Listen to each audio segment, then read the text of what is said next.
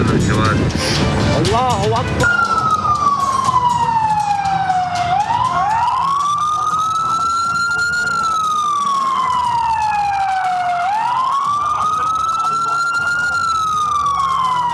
هياها قدامنا، اتكلنا على الله، فرقنا كلها بخير. غارة الثانية هلا تستهدف مدينة صور قدام الغارة الأولانية.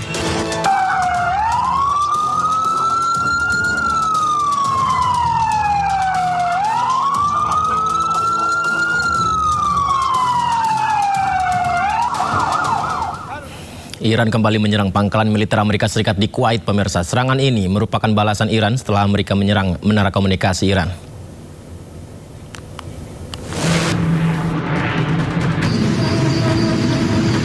Iran lagi-lagi melepaskan serangan rudal ke pangkalan militer Amerika Serikat di Ali Al-Salam, Kuwait, Senin pagi. Namun serangan berhasil dicegah oleh sistem pertahanan udara Kuwait.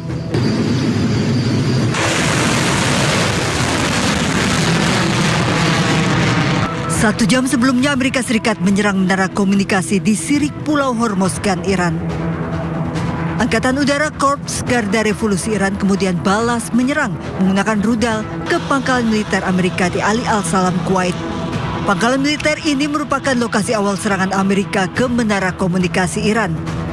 Saling serang Amerika dan Iran terus berlangsung di tengah proses negosiasi damai. Sebelumnya drone Amerika Serikat berhasil ditembak jatuh oleh sistem pertahanan udara Iran di Pulau Qesem yang diaktifkan. Pecahan drone mengapung ditemukan warga di perairan Selat Hormuz.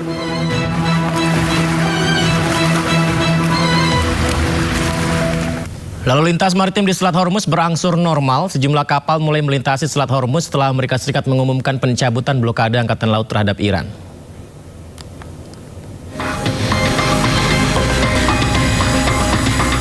Kapal-kapal melintasi Selat Hormuz seiring dengan dimulainya kembali lalu lintas maritim secara bertahap setelah Presiden Amerika Serikat Donald Trump mengumumkan pencabutan blokade Angkatan Laut terhadap Iran. 3 kapal berlabuh di jalur perairan strategis, sementara sebuah perahu cepat melintas di dekatnya. Korps Garda Revolusi Iran mengatakan 28 kapal termasuk kapal tanker minyak dan kapal kontainer telah melintasi Selat Hormuz dalam koordinasi dengan pihak berwenang Iran. Sebelumnya, Presiden Amerika Serikat Donald Trump mengumumkan Amerika Serikat akan mencabut blokade angkatan lautnya terhadap pelabuhan-pelabuhan Iran, sehingga kapal-kapal yang terdampar akibat pembatasan tersebut dapat melanjutkan navigasi.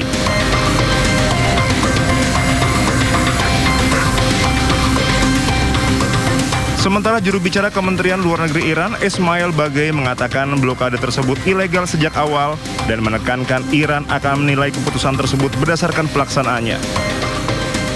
Bagei menyebut negosiasi dengan Amerika Serikat terus berlangsung namun belum ada kesepakatan akhir yang tercapai. Ketua Komite Militer NATO Laksamana Giuseppe Dragoni mengatakan negara-negara anggota NATO telah memindahkan pasukan dan aset militer ke sekitar kawasan Selat Hormuz. Hal ini dilakukan sebagai bagian dari langkah antisipatif mereka jika ketegangan di Selat Hormuz meningkat lagi. With all our partner nations, and we are all headed to improve dramatically this kind of exchanges, which will be beneficial for both of us. Strait of Hormuz. Now we do have a coalition of the willing, which are allies, nations with partners, with like-minded nations that are getting ready, planning in case there will be the conditions to intervene there. I was in the Persian Gulf back in 1987. It is just to keep the Gulf open and to clear that from minds. It's a big issue, a good architecture, but I mean the coalition of the willing is working on that. NATO directly doesn't have a role right now, but NATO nation, they do have it. So I'm expecting they are also relocating forces close to the area. So whenever the condition will be met, I think that they will be able to do their business. Sebuah video menampilkan fasilitas militer bawah tanah Iran dengan ribuan drone di dalamnya. Menurut laporan, video tersebut adalah gudang senjata milik Iran yang kembali beroperasi setelah sebelumnya diserang oleh Amerika Serikat dan Israel. Fasilitas militer bawah tanah Iran beroperasi lagi. Sebuah video menunjukkan keberhasilan Iran membuka lagi fasilitas militer bawah tanahnya. Dilaporkan dalam video ini bahwa Iran telah berhasil membuka kembali sekitar 55 dari 69 pintu masuk terowongan di 18 fasilitas rudal bawah tanah yang sebelumnya dikabarkan dihantam serangan Amerika Serikat dan Israel. Kita bisa lihat ya pemirsa ya, di bagian bawah tanah di mana parlemen sekaligus kepala negosiator Iran Muhammad Baghir Ghalibaf menegaskan bahwa Iran tidak akan menyetujui kesepakatan damai apapun dengan Amerika jika hak-hak rakyat Iran tidak sepenuhnya terjamin. Pernyataan keras ini disampaikan di tengah negosiasi gencatan senjata untuk mengakhiri perang antara Iran dan Amerika Serikat. دشمن در فاز جدید جنگ از طریق فشار اقتصادی و جو. Ribuan warga Iran berkumpul memperingati 90 hari perang dengan Amerika Serikat Israel. Di momen itu militer Iran juga pamerkan kapal perang barunya yang bisa membawa 2 rudal jelajah jarak jauh.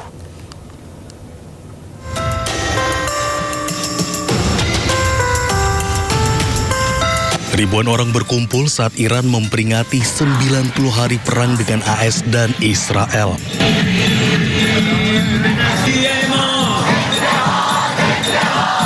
Para demonstran berkumpul di lapangan Revolusi meneriakkan slogan sambil mengibarkan bendera Iran dan Hizbullah.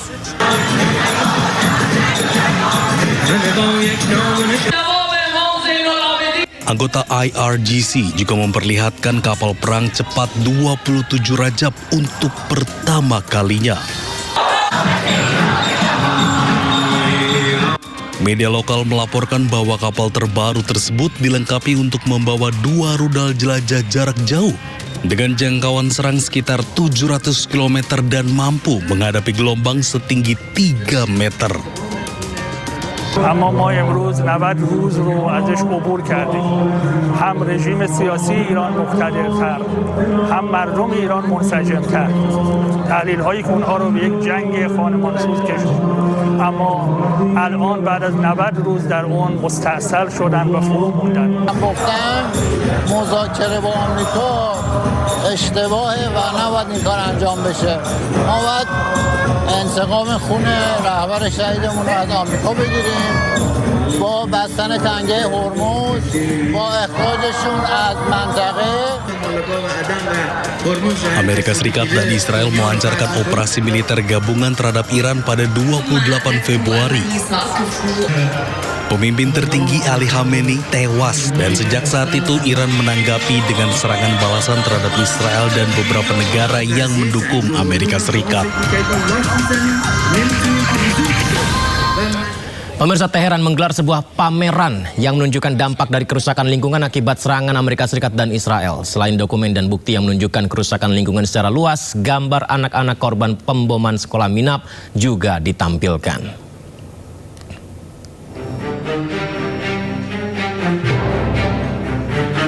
Sebuah pameran yang diselenggarakan oleh Museum dan Taman Pertahanan Suci Teheran menampilkan bukti kerusakan lingkungan yang disebabkan oleh perang Amerika Serikat Israel dengan Iran. هدف از برگزاری مراسم که توسط اداره کل محیط زیست شهرداری تهران برگزار میشه این بود که آثار جنگ بر محیط زیست خصوصا شهر تهران و به یه نوعی بر کشور ایران رو نمایش بده. این آثار تخریبی عموما و سبب شده که در واقع تخریب‌ها و آثار بدی بر محیط زیست کشور ایران و شهر تهران بگذاره. حالا این مدلش بر مثلا انبار نفت‌های تهران بود که وقتی مورد اصابت قرار گرفت آلودگی خیلی زیادی رو به هوا، آب و خاک منتشر کرد. Pameran ini dihadiri oleh beberapa duta besar dan perwakilan negara lain. Selain deretan panel surya yang rusak akibat perang dipamerkan, gambar anak-anak dari korban pemboman sekolah Minab juga ditampilkan. Manajer Umum Lingkungan Teheran melaporkan hampir 10.000 hektar hutan dan padang rumput di Iran telah hancur dan terbakar. Kerusakan lingkungan lainnya mencakup polusi udara, air dan tanah, ditambah dengan kerusakan lahan pertanian dan juga taman. تخریب‌ها این آسیب‌ها به محیط زیست شامل آلودگی آب شده، شامل آلودگی خاک شده، شامل آلودگی هوا شده، شامل آلودگی صوتی شده، شامل آلودگی پرتوی شده، شامل آتش سوزی جنگل ها و از بین رفتن فضای سبز های شهری شده، شامل تولید بسیار زیاد نخاله به عنوان یک نوعی از پسماند شده، شامل از بین رفتن اراضی کشاورزی و محصولات کشاورزی شده. Sejak diberlakukannya gencatan senjata, Iran membatasi lalu lintas di Selat Hormuz. Sementara Amerika Serikat membuat blokade terhadap pelabuhan-pelabuhan di Iran. Presiden Amerika Serikat Donald Trump menyatakan Iran sangat ingin mencapai kesepakatan dengan Amerika Serikat. Trump meyakini perjanjian tersebut akan memberikan manfaat bagi Amerika Serikat maupun sekutu-sekutunya.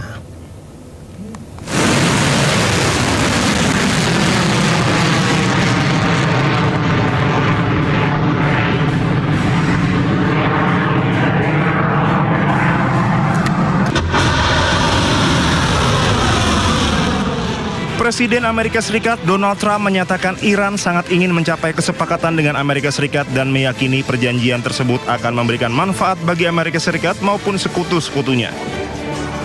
Pernyataan ini disampaikan Trump melalui unggahan di platform Truth Social pada Senin 1 Juni 2026. Menurut Trump, Iran benar-benar ingin membuat kesepakatan dan itu akan menjadi kesepakatan yang baik bagi Amerika Serikat maupun sekutu-sekutunya. Namun Trump mengeluhkan berbagai komentar politik yang muncul terkait konflik tersebut justru membuat proses negosiasi menjadi lebih sulit. Trump juga meminta publik bersabar dan mempercayai proses yang sedang berlangsung. Sebelumnya pada Jumat 29 Mei, Trump mengatakan akan segera mengambil keputusan terkait usulan perjanjian untuk memperpanjang gencatan senjata dengan Iran.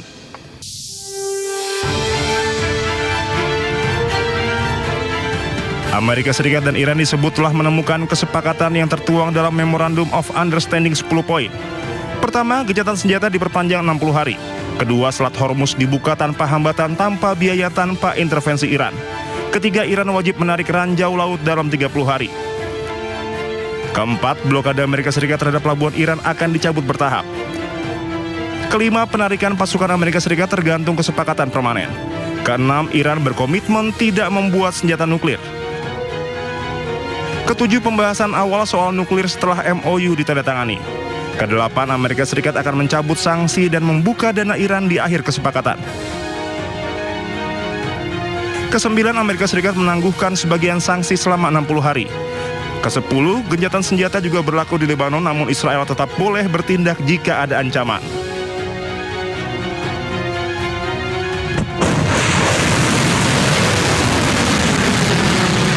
Di tengah upaya negosiasi mengakhiri konflik yang telah berlangsung selama 3 bulan, Pusat Komando Amerika Serikat justru mengumumkan serangan terhadap sejumlah fasilitas militer Iran pada akhir pekan lalu.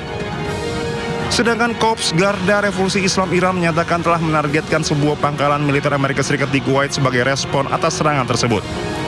Aksi saling serang ini menjadi perkembangan terbaru dalam rangkaian eskalasi yang terjadi. Ya, di tengah upaya damai ini muncul isu pemirsa bahwa Presiden Iran Masoud Pezeshkian mundur dari jabatannya. Isu ini muncul karena menduga adanya perbedaan pandangan dengan Korps Garda Revolusi Iran.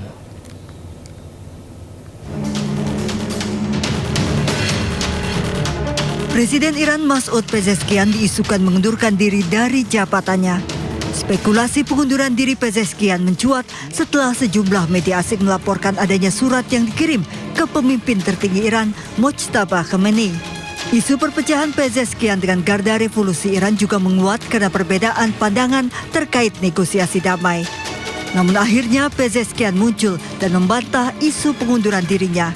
Pezeshkian menyebut isu pengunduran dirinya sangat tidak berdasar dan ia akan terus bekerja untuk Iran. آماده‌ایم برای هر گونه سختی، آماده‌ایم جانمون رو، زندگیمون رو در راه این انقلاب و مردم کشورمون فدا کنیم، ولی به هر حال این چیزیه که باید همه ماها با همدیگه کمک بکنیم و این راه رو بریم. اینو باید هم خودمون رو آماده کنیم، هم مردم عزیز ما باید نسبت به این قضیه آگاه باشن و کمک بکنن و این چیزیه که هم از صدا و سیما من انتظار دارم در حقیقت در بحث‌ها و تحلیل‌هایی که می‌کنن یا تحلیلی هم از وضعیت داخل داشته باشیم که ما در چه وضعیتی هستیم و مردم چگونه باید با ما همراهی کنند. Pemerintah Iran menyebut berita palsu sengaja dihembuskan untuk menciptakan kericuhan dan perpecahan yang bisa menyebabkan kekalahan pada Iran di tengah konflik yang masih memanas. Pemirsa, tentara Israel panik berlarian usai drone perlawanan dari pejuang Hizbullah meledak di dekat Beit Hillel, Israel Utara. Tidak hanya itu, 4 warga Israel juga dilaporkan terluka akibat serangan pesawat tak berawak itu.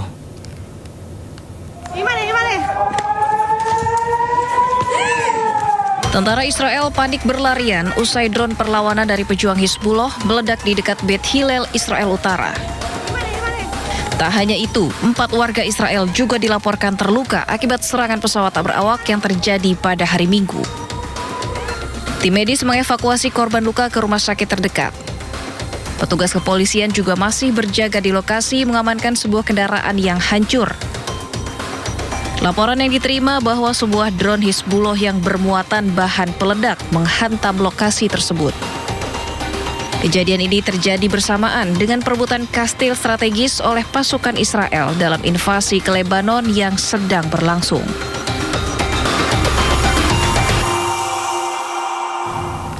Hizbullah melancarkan operasi militer yang menargetkan pasukan Israel, infrastruktur militer dan permukiman di Palestina Utara yang diduduki.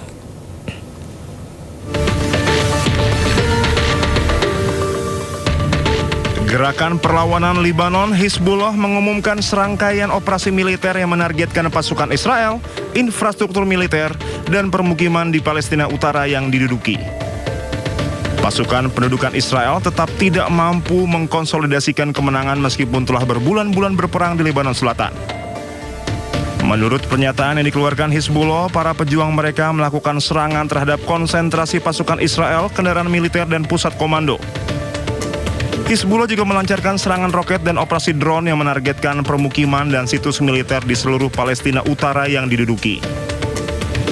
Hizbullah mengatakan para pejuangnya menyergap pasukan Israel yang mencoba maju menuju pinggiran kota Dabin pada Sabtu pagi. Kemudian pada Sabtu malam, Hizbullah menargetkan konsentrasi tentara dan kendaraan militer Israel di daerah Dabin dengan tembakan artileri dan serangan roket. Serangan tersebut merusak 2 tank Merkava dan memaksa pasukan yang menjadi sasaran untuk mundur. Hizbullah juga mengumumkan serangan roket yang menargetkan infrastruktur militer di Naharia dan kota Safat yang diduduki.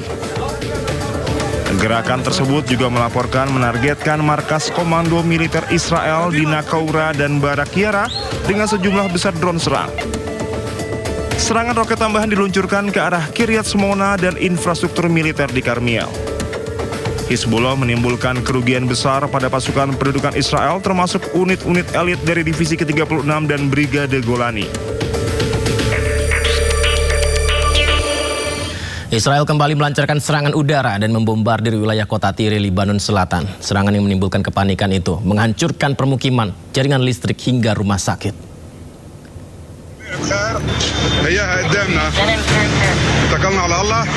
Militer Israel melancarkan gelombang serangan udara besar-besaran dan meluluhlantahkan kota Tire, Lebanon Selatan. Serangan intensif ini terjadi di tengah kesepakatan perpanjangan gencatan senjata selama 45 hari yang sempat diumumkan pada pertengahan Mei lalu. Serangan udara ini menghantam sebuah rumah sakit, Hirom Hospital, di Tire. Ledakan tersebut melukai sedikitnya 13 staf medis dan menyebabkan kerusakan parah pada fasilitas rumah sakit. Kementerian Kesehatan Lebanon melaporkan belasan warga sipil tewas dalam serangan ini, termasuk perempuan, anak-anak, serta petugas medis. Militer Israel, IDF, mengeluarkan perintah pengusiran paksa bagi penduduk lokal agar segera mengosongkan kota dan bergerak ke utara Sungai Zahrani. Dilaporkan hampir 80% warga Tire kini telah mengungsi meninggalkan rumah mereka yang berubah menjadi puing-puing. Serangan di Tire ini beriringan dengan operasi darat militer terbesar Israel sejak pecah perang Lebanon-Israel. Eskalasi berdarah di Tire dan Lebanon Selatan ini memicu kecaman keras dari dunia internasional karena dinilai melanggar hukum kemanusiaan internasional terkait perlindungan fasilitas medis dan warga sipil.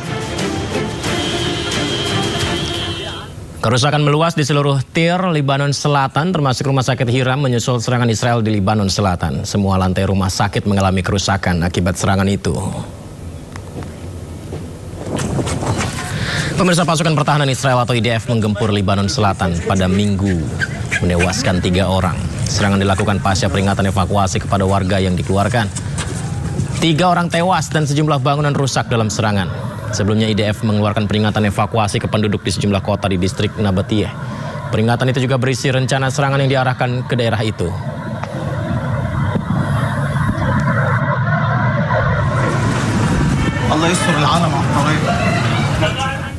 Di tengah bombardir serangan Israel ke Nabatiyeh, Lebanon, para medis menjadi garda terdepan untuk mengevakuasi warga dan mempertaruhkan keselamatan mereka sendiri.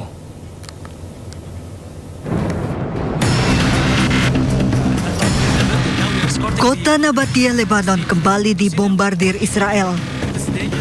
Di tengah gempuran dan kondisi gawat darurat, para medis dan relawan berusaha mengevakuasi warga yang menjadi korban serangan. Di bawah tekanan dan ketakutan akan serangan terhadap para medis, mereka melakukan upaya penyelamatan namun juga harus menghadapi ancaman keselamatan terhadap nyawa mereka. Para medis di Lebanon berulang kali menjadi target serangan Israel saat melakukan upaya penyelamatan. Rumah sakit yang beroperasi di Nabatiyeh hanya tersisa sedikit juga menjadi target serangan.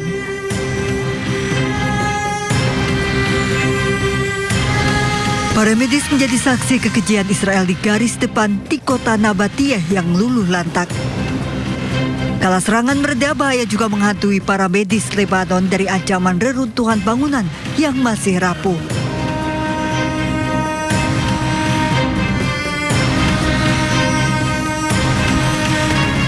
Pasca serangan Israel ke Nabatiyeh, evakuasi korban luka dan meninggal menuju ke fasilitas medis juga menghadapi ancaman serangan Israel yang kerap menargetkan mobil ambulans. Kota Nabatiyeh yang luluh lantak merupakan kota tua bersejarah peninggalan era Ottoman yang berusia lebih dari 5 abad.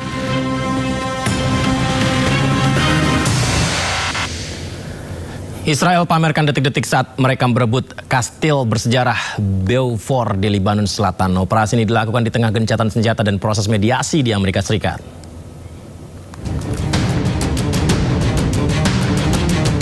Pasukan Pertahanan Israel atau IDF merilis detik-detik saat pasukan patroli Golani merebut kastil Beaufort yang bersejarah di Lebanon Selatan. Dalam operasi ini, pasukan bergerak melalui benteng untuk memasuki kastil. Tidak ada perlawanan dari pasukan Hizbullah karena memang kastil ini sudah lama tidak digunakan. Namun Israel memandang kastil ini penting karena dipandang sebagai benteng peninggalan perang salib dan punggung bukit strategis yang menghadap ke Lebanon Selatan dan Israel Utara. Sebelumnya, Israel pernah menguasai kastil ini dari tahun 1982 hingga 2000 setelah memenangkan pertempuran Beaufort dalam Perang Lebanon Pertama. Operasi ini dilakukan di tengah gencatan senjata yang rapuh antara Israel dan Lebanon. Negosiasi yang difasilitasi oleh Amerika Serikat pun jalan di tempat. Pasukan militer Israel melancarkan serangan besar-besaran di Lebanon Selatan. Perdana Menteri Israel Benjamin Netanyahu memuji pasukan Israel yang berhasil merebut kastil Beaufort. הלילה הלוחמים הגיבורים שלנו כבשו את מוצב הבופור. הם הניפו שם בגאווה את דגל מדינת ישראל ואת דגל חטיבת גולני. אני מזכיר לכם שלפני 44 שנים המקום הזה היה סמל לקרב גבורה הירואי של לוחמינו, אבל גם היה סמל למחלוקת עמוקה בתוכנו. היום חזרנו לבופור אחרת. חזרנו מאוחדים, נחושים, חזקים מאי פעם. אני דיברתי עם הלוחמים בגבול הצפון ביום שישי, הם אמרו לי, ספר לעם ישראל מה אנחנו עושים פה. ראש הממשלה, הציבור לא יודע איזה הישגים יש לנו. ובכן, מתחילת מלחמת התקומה, אנחנו חיסלנו 8,000 מחבלי חיזבאללה. מאז שהגת הארי, 3,000. בחודש האחרון בלבד, 700. זה יותר מכל מה שחיסלנו במהלך מלחמת לבנון השנייה. אני הנחיתי את צה"ל להרחיב את התמרון בלבנון. הכוחות שלנו חצו את הליטני, הם תפסו שטחים שולטים, הם כבשו את רכס הבופור. ועכשיו ההנחיה שלי היא להעמיק ולהרחיב את האחיזה שלנו במקומות שהיו בתפיסת חיזבאללה. Militer Israel kembali melancarkan serangan ke kamp pengungsian di Al-Bureij, Gaza Tengah. Beberapa warga Gaza terluka usai serangan udara. Israel serang Al-Bureij, Gaza, pemirsa. Seperti inilah gambarannya. Beberapa warga dilaporkan mengalami luka-luka setelah diserang Israel, di mana serangan udara Israel menghantam kamp pengungsi di Al-Bureij, jalur Gaza Tengah. Kita lihat ya, warga bergotong royong membompong korban untuk dibawa ke rumah sakit. Serangan udara Israel ke Al-Bureij terekam kamera warga. Asap mengepul dari kejauhan usai drone peledak menghantam kawasan itu. Pertanyaannya, mengapa targetnya adalah warga sipil?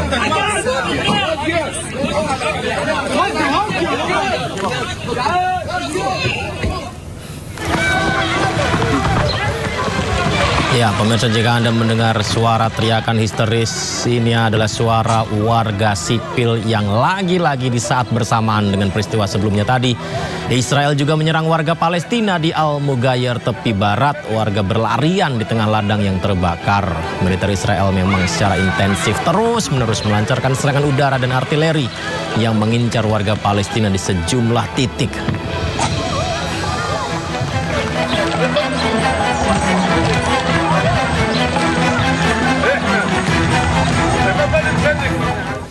Sementara itu, bulldozer Israel mulai menghancurkan bangunan dan toko milik warga sipil Palestina di Nablus.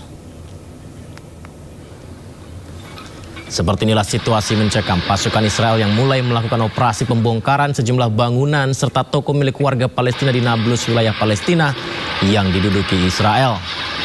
Kita lihat, pemirsa, bulldozer dikawal aparat menghancurkan sejumlah fasilitas usaha dan bangunan komersil milik warga Palestina. Tindakan yang semakin memperburuk kondisi ekonomi masyarakat Palestina.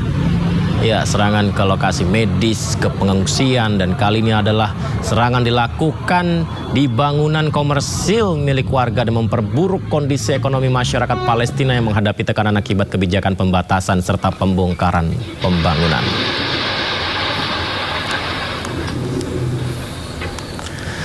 Pemukim ilegal Israel berusaha menduduki Masjid Al-Aqsa di Yerusalem, Palestina. Ironisnya, aksi mereka malah dikawal polisi Israel. Pemukim ilegal invasi Masjid Al-Aqsa. Mereka memblokade tangga menuju Masjid Al-Aqsa seperti yang kita lihat ini, sambil memegang bendera Zionis dan melakukan ritualnya. Sementara itu kita lihat di sekelilingnya ada polisi Israel yang justru melakukan pengawalan aksi berusaha melindungi para pemukim ini. Pemerintah Uni Emirat Arab dan sejumlah negara mengirimkan surat berisi kecaman terhadap Israel. Mereka mengutuk penyerbuan ke Masjid Al-Aqsa oleh pemukim ilegal yang mengibarkan bendera Zionis di halaman masjid.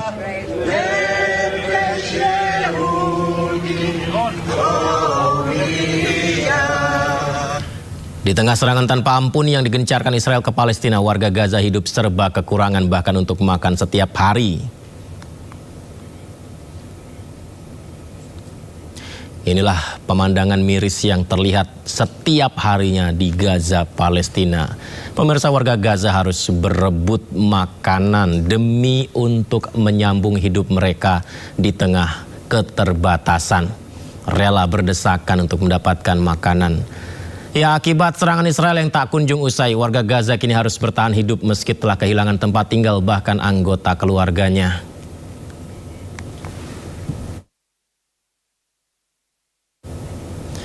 Ya, karena diserang terus-menerus, ini warga seperti seolah sudah terbiasa dengan bom atau rudal. 3 bocah Gaza bermain di atas rudal yang telah menghantam kawasan rumah mereka di Khan Yunis, Palestina. Kita bisa lihat, pemirsa, tidak ada wajah ketakutan atau ngeri ya. Wajah ceria justru diperlihatkan 3 anak Gaza bermain di atas rudal besar kiriman dari Zionis Israel. Mereka mengacungkan 2 jari tanda peace atau tanda damai saat direkam oleh wartawan. Wajah anak-anak ini bahkan tidak menunjukkan perasaan takut meskipun rudal yang dinaikinya telah menghancurkan tempat tinggal mereka.